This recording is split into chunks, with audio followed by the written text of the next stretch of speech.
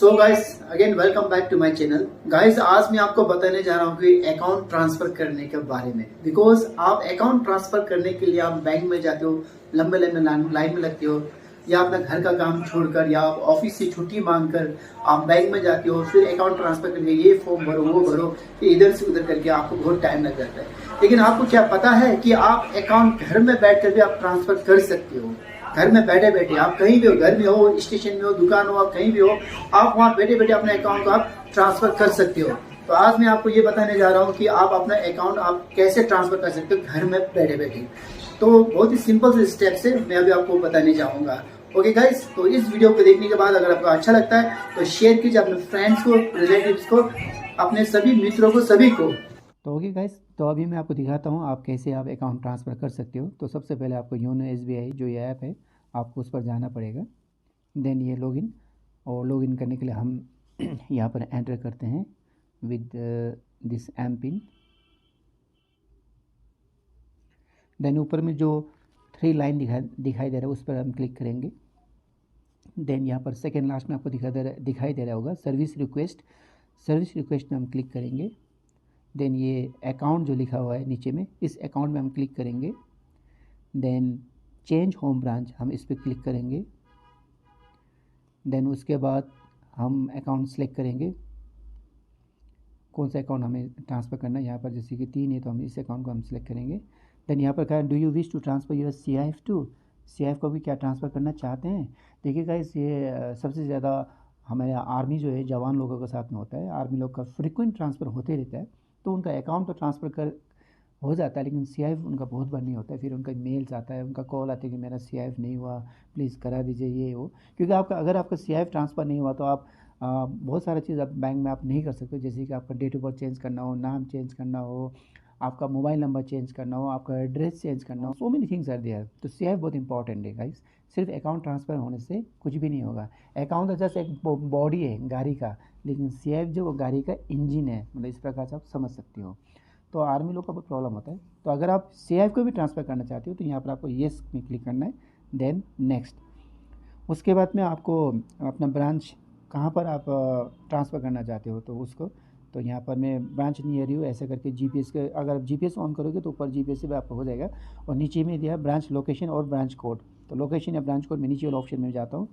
Then यहाँ पर मैं दिया है ब्रांच लोकेशन। ठीक है, मैं इस बात मुझे धीरांग का ब्रांच कोड पता है तो मैं ब्रांच कोड से मैं करूँगा। ये ब्रांच कोड को मैं क्लिक कर दिया।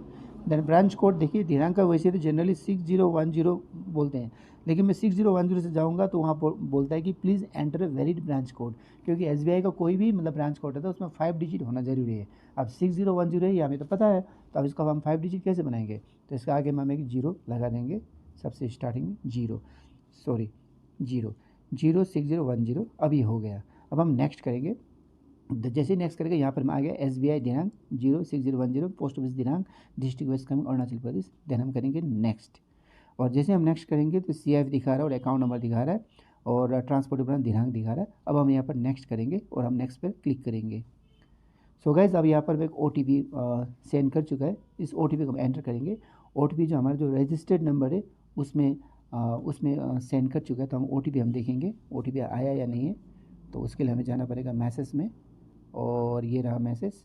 और OTP यहाँ ऑलरेडी आ चुका है 154547, 154547। और वैसे मेरे यहाँ नीचे इधर में आगे भी आ चुका था, लेकिन फिर भी मैं आपके लिए मैं SMS में गया तो ये था 154547। Okay, now submit. और ये आपका अकाउंट ट्रांसफ़र। लेकिन ये क्या है, यहाँ पर में ये एरर मैसेज आया। ऐसा एरर मैसेज आने से हम घबराना नहीं, क्योंकि ऐसा एरर मैसेज आने से भी आपका अकाउंट ट्रांसफ़र हो जाता है। तो यहाँ पर में एरर मैसेज आया, लेकिन मेरा अकाउंट ट्रांसफ़र हो चुका है।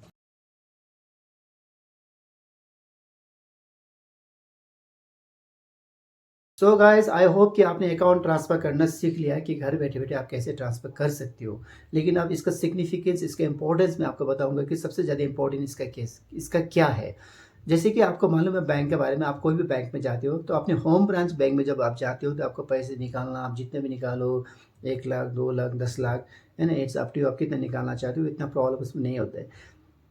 जैसे ही आप अपना चेक लेकर आप नॉन होम ब्रांच पर जाते हो, आपने दूसरे शाखा, दूसरे ब्रांच पर जहाँ आपका अकाउंट नहीं है, तो वहाँ शुरू हो जाता है आपका प्रॉब्लम। जैसे कि मान लीजिए कभी-कभी आपको 5 लाख का ज़रूरी है और आपका अपना चेक है, आपका होम ब्रांच से तो आपको मिल जाएगा, लेकिन जैसे आप नॉन होम ब्रांच में जाओगे तो वहाँ आपको बोलेगा कि नहीं, आपको सिर्फ़ 25,000 या 50,000 ही मिलेगा, इससे ज़्यादा आपको नहीं मिलेगा क्योंकि ये नॉन होम ब्रांच है।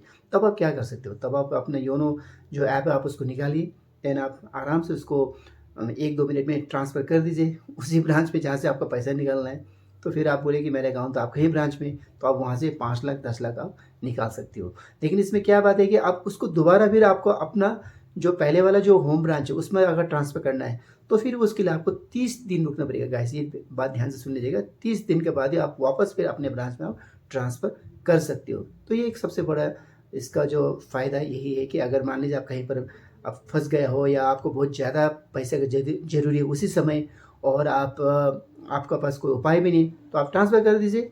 फिर बाद में 30 दिन के बाद में आपका जो पहले वाला जो होम ब्रांच है उसमें आप वापस ट्रांसफ़र कर दीजिए। ये एक मतलब जस्ट मैंने आपको एक आइडिया बताया, एक फ़ॉर्मूला बताया। So thank you guys.